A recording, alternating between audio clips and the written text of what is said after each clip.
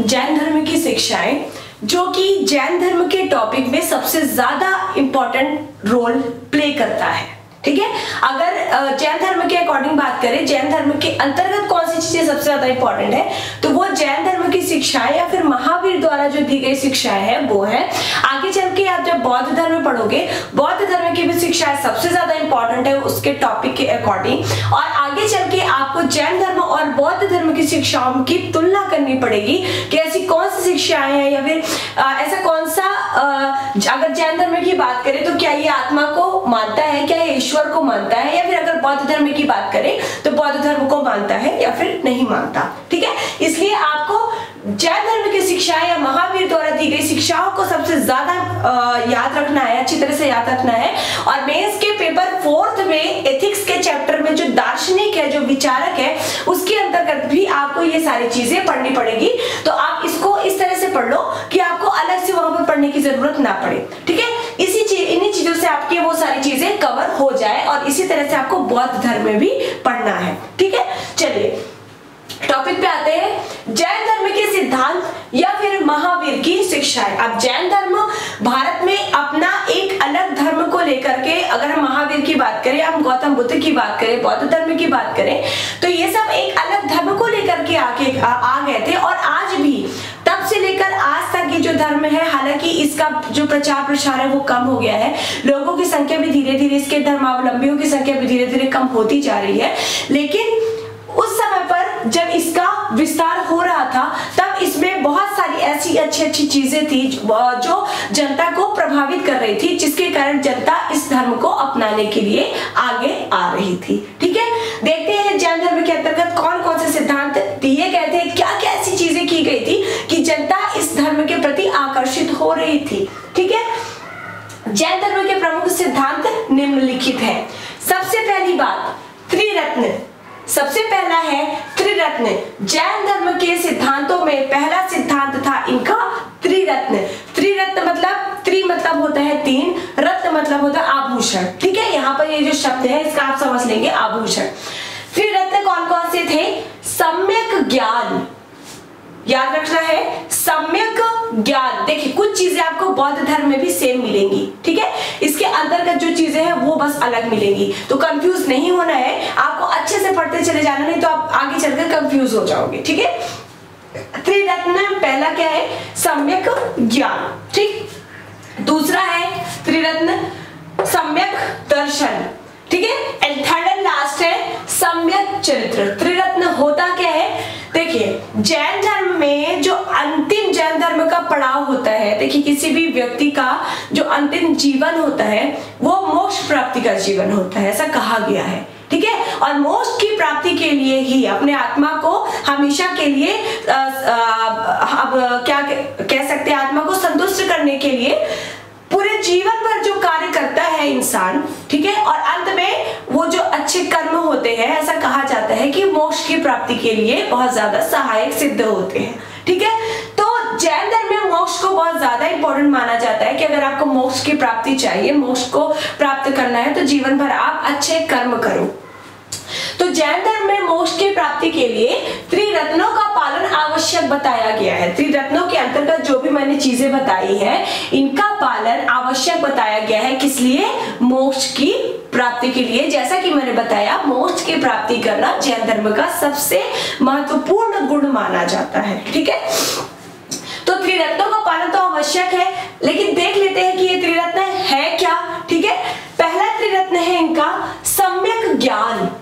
क्या है? सम्यक ज्ञान। इसके अंतर्गत जब मनुष्य परोक्ष तथा अपरोक्ष मतलब प्रत्यक्ष तथा अप्रत्यक्ष दोनों प्रकार की वस्तुओं का ज्ञान प्राप्त कर लेता है। देखिए यहाँ पर लिखा ही है सम्यक ज्ञान, यहाँ पे लिखा ही है क्या? ज्ञान। इसका अर्थ ये है कि जब मनुष्य प्रत्यक्ष और अप्रत्यक्ष दोनों प्रकार की वस्तुओं का ज्ञान प्राप्त कर लेता है, तब वह ज्ञान सम्यक ज्ञान कहलाता है। तब वह ज्ञान साधारण ज्ञान नहीं बल्कि एक सम्यक ज्ञान कहलाता है। कब? याद रखेंगे, देखिए इसकी ये जो डेफिनेशन लिखी हुई है ना, ये भी आपको काम आएगी। मेंस में लिखने के लिए आपको यही चीजें लिखनी पड़ेंगी, तभी आप एक अच्छा स्कोर कर सकते हो। ठीक है, खासतौर पर 4th पेपर की बात में करूंगी।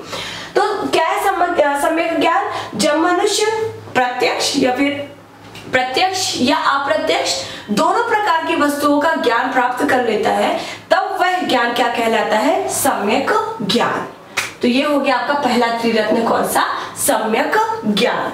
अगला त्रिरत्न की बात करते हैं, अगले जो है सम्यक दर्शन। सम्यक दर्शन देखिए क्या है? सत्य ज्ञान के प्रति श्रद्धा ही सम्यक दर्शन है। सत्य ज्ञान के प्रति श्रद्धा, ऐसा ज्ञान जो सत्य हो। क्या ईश्वर सत्य है? ठीक है, क्या आत्मा सत्य है?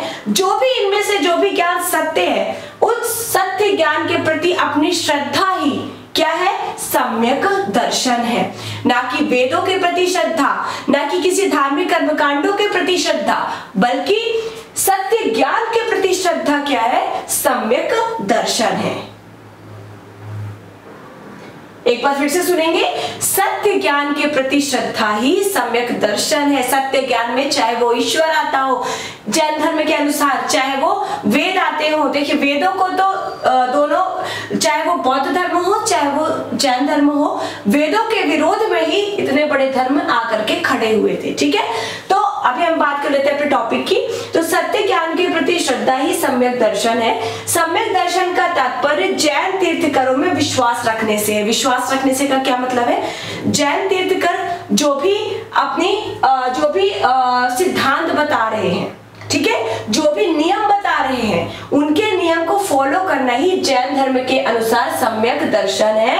और उनके नियम जो है वो कभी गलत नहीं हो सकते। जैन धर्म के अनुसार जैन तीर्थंकरों के बताए गए नियमों एवं सिद्धांतों का पालन करना ही, उनके पीछे चलना ही क्या कहलाता है? सम्यक दर्शन कहलाता है। अर्थात इसी को कहा गया है, किसे? जैन तीर्थंकरों के द्वारा दिए जाने वाले ज्ञान को ही कहा गया है सत्य ज्ञान। ठीक है, सत्य ज्ञान के प्रति श्रद्धा ही सम्यक दर्शन है। आई होप आपको याद हो रहा होगा। ठीक है, लास्ट बात करते हैं सम्यक चरित्र। ठीक है, सम्यक ज्ञान देख लिया, सम्यक दर्शन देख लिया, आप सम्यक चरित्र की बात करते हैं। सम्यक चरित्र, अहित कार्यों का निषेध। अहित कार्यों का, देखिए हर शब्द का अर्थ समझने की कोशिश कीजिए, फिर उसको याद करने की कोशिश कीजिए। ठीक है, रटने की कोशिश मत कीजिए, नहीं तो याद नहीं होगा। अहित कार्यों का निषेध तथा हितकारी कार्यों का आचरण ही सम्यक चरित्र है। एक अच्छा चरित्र कौन सा कहलाता है? आप ही बताइए। एक अच्छा चरित्र कौन सा कहलाता है? जो कि हितकारी कार्य करे, मनुष्यों का कल्याण करे, प्राणियों का कल्याण करे। तो ऐसे चरित्र वाले मनुष्य को कहा जाता है कि ये उत्तम चरित्र वाला मनुष्य है। इसी तरह से सम्यक जो चरित्र है, इसके त्रिरत्नों में से एक अहित कार्यों का निषेध। अहित कार्य जितने भी है, चाहे वो पशुवध हो, चाहे वो मनुष्य वध हो, चाहे वो मांस मदिरा का सेवन हो, ठीक है, इन सब कार्यों का निषेध और हितकारी कार्यों का पालन या आचरण ही क्या कहलाता है? सम्यक चरित्र। मैं एक बार फिर से स्टार्टिंग से रिपीट कर रही हूँ, याद करते हुए चलेंगे। त्रिरत्नों में से पहला रत्न है सम्यक ज्ञान। सम्यक ज्ञान का अर्थ यह है कि जब मनुष्य को प्रत्यक्ष या अप्रत्यक्ष दोनों प्रकार की वस्तुओं का ज्ञान हो जाए, तब उस ज्ञान को कहा जाता है सम्यक ज्ञान। क्या कहा जाता है? सम्यक ज्ञान। अगला है सम्यक दर्शन।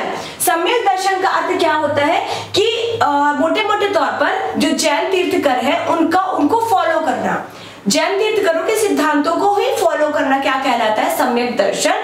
और उनके द्वारा जो दिए गए सिद्धांत है उसे सत्य ज्ञान कहा गया, और सत्य ज्ञान के प्रति श्रद्धा ही सम्यक दर्शन है। की बात हुई घुमा फिरा के, तीर्थंकरों को के सिद्धांतों को मानना क्या हुआ? उनको फॉलो करना ही क्या हुआ? सम्यक दर्शन।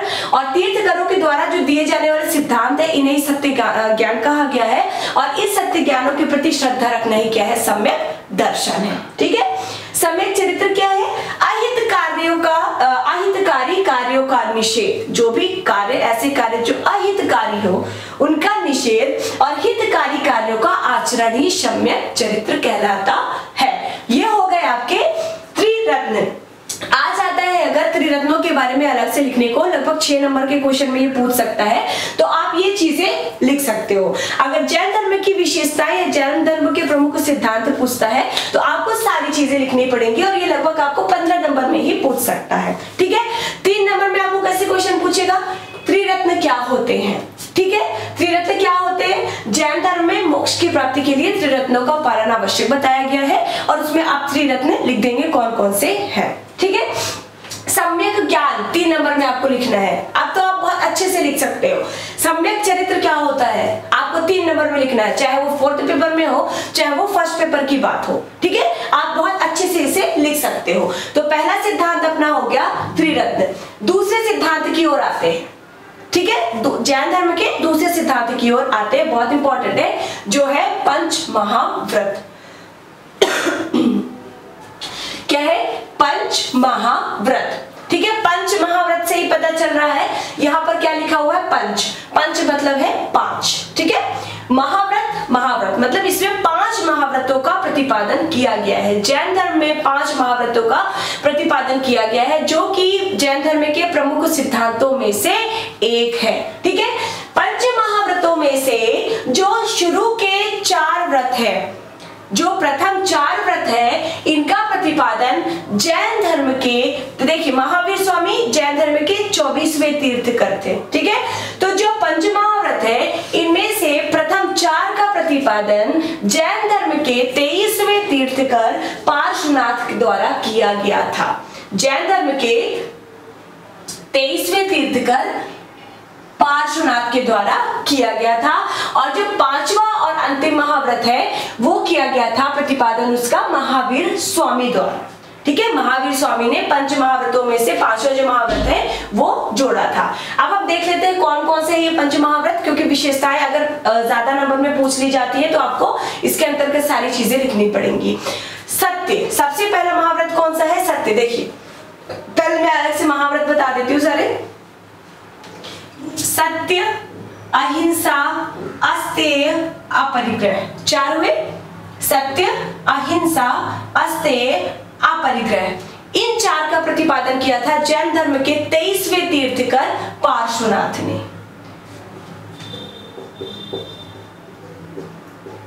पार्श्वनाथ, ठीक है। अंतिम महाव्रत है, ये लिखा हुआ है ब्रह्मचर्य। अंतिम महाव्रत कौन सा है? ब्रह्मचर्य, और इसका प्रतिपादन किया था महावीर स्वामी जी ने। ये क्वेश्चन पूछा जाता है, ठीक है। अंतिम महाव्रत जो है इसका ब्रह्मचर्य, इसका प्रतिपादन किया गया था महावीर स्वामी द्वारा। तो चलिए सबसे पहले महाव्रत की बात कर लेते हैं, जो कि है सत्य। इस व्रत के अनुसार, किस व्रत के अनुसार? सत्य व्रत के अनुसार। देखिए आप रख लीजिए, सत्य, अहिंसा, अस्तेय, अपरिग्रह, ब्रह्मचर्य। सत्य, अहिंसा, अस्तेय, अपरिग्रह, ब्रह्मचर्य, याद हो जाएगा। सत्य की बात करें तो सत्य व्रत के अनुसार व्यक्ति को सदैव सत्य बोलना चाहिए। देखिए जैन धर्म की कुछ नियम बहुत ज्यादा कठोर है। चींटी को भी मारना वहां पर पाप समझा जाता है। अगर गलती से पैर से चींटी दब जाती है तो उसे मारना भी पाप समझा जाता है। शाम का एक वक्त निर्धारित है, उस वक्त के बाद भोजन को ग्रहण नहीं करते हैं जैन धर्मावलंबी, ठीक है। तो इस व्रत के अनुसार व्यक्ति को सदैव सत्य बोलना चाहिए।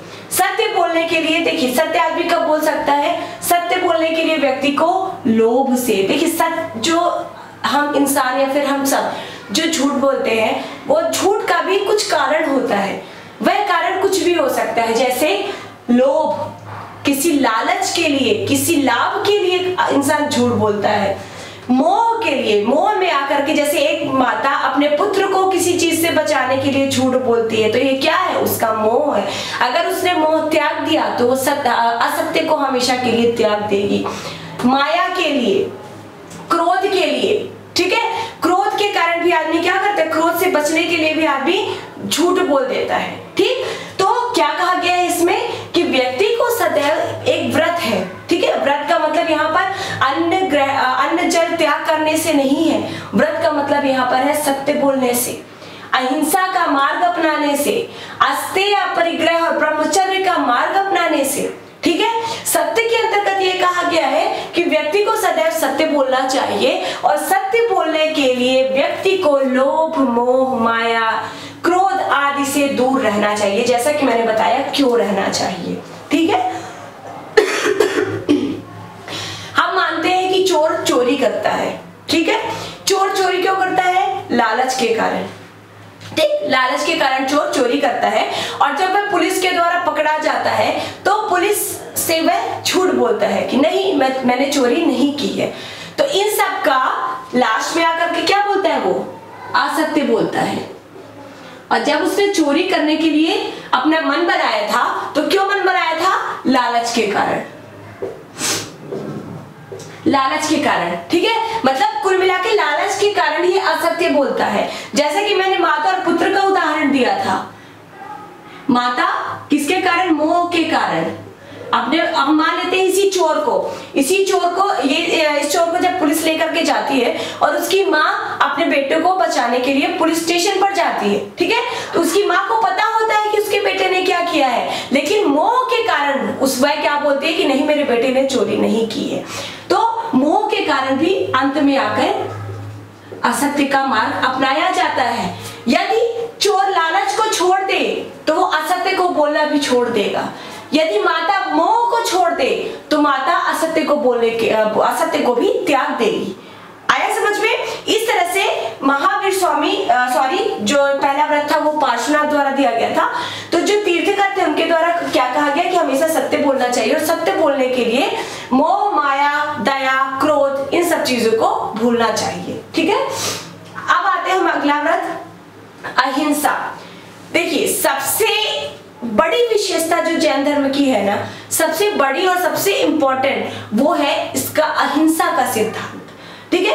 अहिंसा का मार्ग सबसे बड़ा मार्ग माना जाता है जैन धर्म के अनुसार, और अहिंसा परमो धर्म का मार्ग सारे तीर्थंकरों के अलावा जो जैन धर्मावलंबी थे उन्होंने भी इस वाक्य का पालन किया, अहिंसा परमो धर्म, ठीक है। तो अहिंसा का अर्थ है जीव मात्र के प्रति दया का व्यवहार करना। देखिए, जैन धर्म के अनुसार अहिंसा का मतलब ये नहीं है कि आपने किसी पशु की या फिर आपने किसी मनुष्य की हत्या कर दी तो वो हिंसा कहलाएगी, ठीक है, ये नहीं है।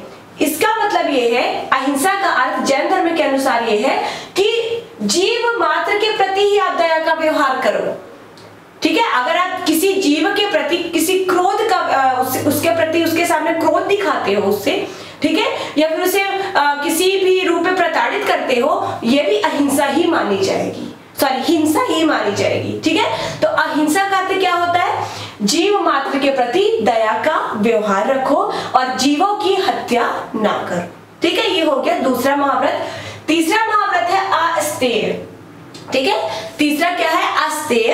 अस्तेय देखिए, चोरी करना, बिना चुगी दिए माल बेचना, ठीक है, टैक्स दिए बिना माल बेचना, चोरी का माल बेचना, ये सब चीजें अस्तेय के अंतर्गत आती हैं, ठीक है। चोरी करना, बिना चुंगी दिए माल बेचना, चोरी का माल बेचना और ऐसी कई सारे क्रियाकलाप हो सकते हैं, ये सारी चीजें जो है अस्तेय के अंतर्गत आती हैं, और इनसे बचने का प्रयास करना ही अस्तेय पंच महाव्रत के अंतर्गत शामिल किया गया है, ठीक है।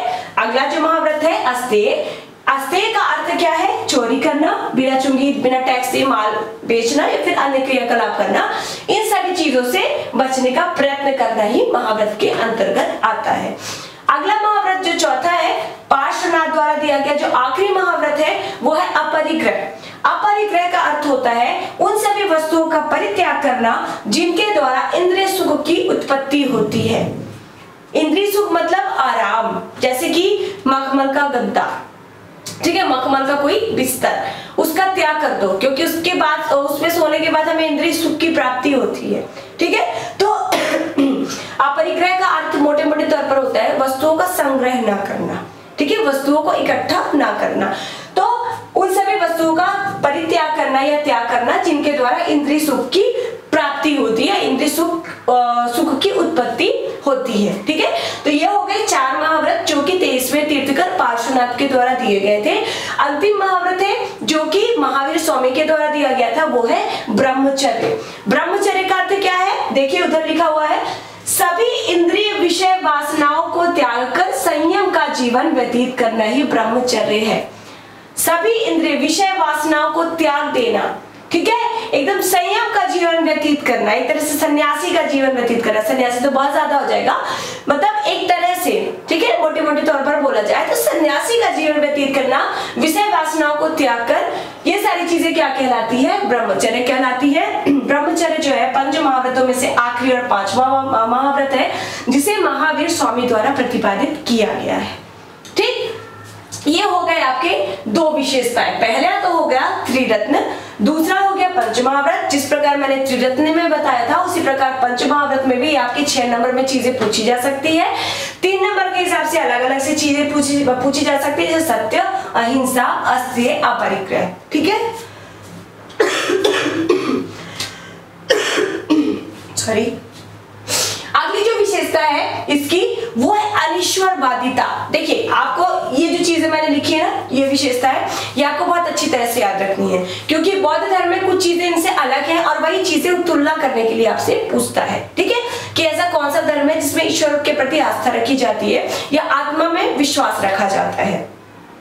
तो अगली जो इसकी विशेषता है वो है अनिश्वरवादिता। इसका मतलब ये है कि जो जैन धर्म है वो ईश्वर जैसी किसी भी सत्ता में विश्वास नहीं रखता। ईश्वर जैसी किसी भी चीज को जैन धर्म नहीं मानता है। जैन धर्म मानता है केवल अपने कर्मों पर। पिछले जीवन में आपने जो भी कर्म किए होंगे उसी का फल आपको आपके इस जीवन में मिलेगा। ठीक है, तो ईश्वर जैसी किसी भी सत्ता की मान्यता नहीं है जैन धर्म में, ये चीजें आपको याद रखनी है।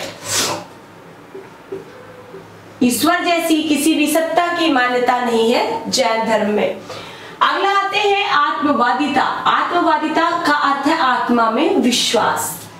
जैन धर्म के अंतर्गत, जैन धर्म के सिद्धांतों की अगर बात करें तो उसके अंतर्गत आत्मा में विश्वास रखा जाता है। ठीक है, आत्मा को माना जाता है, आत्मा को स्वीकार किया जाता है और यह कहा जाता है कि जो आत्मा है व्यक्ति की, वो उसके पूर्व आत्मा क्या, अभी का जो हमारा शरीर है वो शरीर या हमारे जो हमारा जो जीवन है, हमारे जीवन के चलने की जो गति होगी हमारे पूर्व के जन्मों के फलों का ही परिणाम होगी।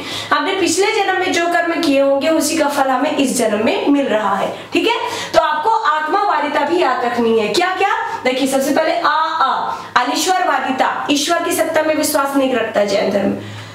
आत्मवादिता ठीक है ना, आत्मा में विश्वास रखता है। ठीक है, अगली विशेषता है इसकी वेदों में अविश्वास। अब ये तो समझाने वाली कोई बात ही नहीं है। वेदों के विरोध के कारण ही हिंदू धर्म की इतनी बड़ी व्याप्त कुरीतियों के कारण ही, ब्राह्मणों के विशेषाधिकारों के कारण ही तो इतने बड़े धर्म जो है वो आकर के खड़े हो गए थे। तो वेदों में कोई भी विश्वास नहीं रखता जैन धर्म। ठीक है, वेदों का पूर्णतः खंडन करता है, चाहे वो पशु बलि की बात हो चाहे वो नर बलि की बात हो। ठीक है, हर बात को जैन धर्म जो है उसके सिद्धांतों द्वारा खंडित किया गया है। अगला है कर्म एवं पुनर्जन्म में विश्वास। देखिए आत्मवादिता आत्मा में विश्वास करता है, इसलिए पुनर्जन्म में भी विश्वास करता होगा। जैसा कि अभी मैंने बताया कि पिछले जन्म में हमने जो कर्म किए हैं उसका फल हमें इस जन्म में मिलेगा। ठीक है, इसका अर्थ क्या है कि पुनर्जन्म में जैन धर्म विश्वास रखता है, ये भी आपको याद रखना है। मतलब कर्म में जो हमने कर्म किए हैं उस पर, और पुनर्जन्म में जैन धर्म विश्वास रखता है। इसके अलावा अहिंसा, अहिंसा परमो धर्म एक बहुत ज्यादा इंपॉर्टेंट एक शब्द है, सेंटेंस है जैन धर्म का। ठीक है, अहिंसा परमो धर्म है और इसी सेंटेंस के साथ जो जैन धर्मावलंबी है वो अपना जीवन व्यतीत करते हैं। ठीक, तो अहिंसा एक बहुत ही बड़ा रोल प्ले करता है जैन धर्म के सिद्धांतों में। निर्वाण, अगला क्या है, निर्वाण। जैन धर्म में निर्वाण को प्रधानता दी गई है। निर्वाण का अर्थ होता है मोक्ष की प्राप्ति। ठीक है, तो यहां पे आप लिख सकते हैं मोक्ष प्राप्ति। तो जैसा कि मैंने बताया, कई बार मैंने रिपीट किया है कि जैन धर्म में व्यक्ति के जीवन का जो अंतिम लक्ष्य होता है वो होता है निर्वाण या मोक्ष की प्राप्ति। ठीक है, और मोक्ष की प्राप्ति इंसान को कैसे होगी, कर्मों द्वारा, अच्छे कर्मों द्वारा व्यक्ति को निर्वाण या मोक्ष की प्राप्ति होगी। तो ये आ जाता है इसके विशेषताओं के अंतर्गत या सिद्धांतों के अंतर्गत। ठीक है, फिर अगला है निवृत्ति मार्ग। निवृत्ति मार्ग, ठीक है, अगला क्या है, निवृत्ति मार्ग। निवृत्ति मार्ग मतलब यह कहा गया है जैन धर्म के अनुसार यह कहा गया है कि संसार जो है, निवृत्ति मतलब होता है एक तरह से त्यागना, खत्म करना। ठीक है, जैन धर्म के अनुसार यह कहा गया है कि संसार जो है वो दुखों का सागर है। वास्तव में सागर ही है, आप भी दुख दुख से डूबे हुए हो क्योंकि तैयारी के दौर पे चल रहे हो, ये जो दौर है काफी स्ट्रगलिंग पॉइंट होता है। सभी व्यक्ति चाहे वो सेलेक्ट ही क्यों ना हो गया हो, वो भी दुखी है, हर व्यक्ति संसार में दुखी है, ठीक है। तो जैन धर्म के अनुसार यह कहा गया है कि जो संसार है वो दुखों का सागर है और दुखों से निवृत्ति के लिए, ठीक है, दुखों से हमेशा हमेशा के लिए उससे दूर होने के लिए, दुखों से दूर होने के लिए हमें तृष्णा को त्यागना पड़ेगा। दुखों का कारण क्या है? तृष्णा। तृष्णा मतलब होता है इच्छा, लालसा, ठीक है। जब तक इच्छा, देखिए इच्छाएं मनुष्य की कभी खत्म नहीं होती, ठीक है, हमेशा नई नई इच्छा जो है वो जागृत होती है। अगर आपके पास अभी बाइक है तो आप सोचोगे कि अब हम क्या कार ले लें, अभी हम अल्टो ले लेते हैं, ठीक है। अगर आपके पास अल्टो आ गई आप सोचोगे अब हम फॉर्च्यूनर ले लेते हैं, ठीक है। अगर आपके पास फॉर्च्यूनर आ गई अब आप सोचोगे कि हम मर्सिडीज जैसी कोई बड़ी गाड़ी ले लेते हैं, ठीक है। फिर कुछ दिन बाद आप सोचोगे कि हम प्लेन ही ले लेते हैं। तो मनुष्य की इच्छाएं कभी खत्म नहीं होती है। इच्छा का मतलब है तृष्णा, तृष्णा को इच्छा कहा गया है।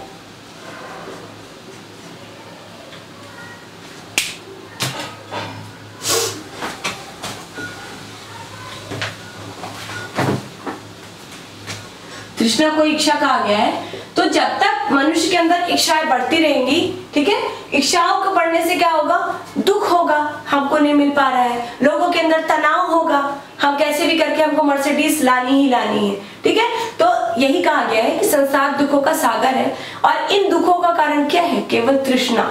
तृष्णा को त्याग करके, मतलब इच्छा को त्याग करके ही व्यक्ति जो है वो निवृत्ति मार्ग को प्राप्त कर सकता है, एक तरह से मोक्ष को, ठीक है। तो इच्छाओं को त्याग कर ही मनुष्य जो है वो निवृत्ति मार्ग को प्राप्त कर सकता है, ठीक है। ये हो गए आपके जैन धर्म के सिद्धांत या फिर महावीर स्वामी द्वारा दी गई शिक्षाएं। लगभग जैन धर्म आपका हो जाता है कंप्लीट। कुछ एक आध टॉपिक और बचे हैं जो कि जल्दी कवर करा दिए जाएंगे। तब तक के लिए पढ़ते रहिए। Thank you very much, best of luck.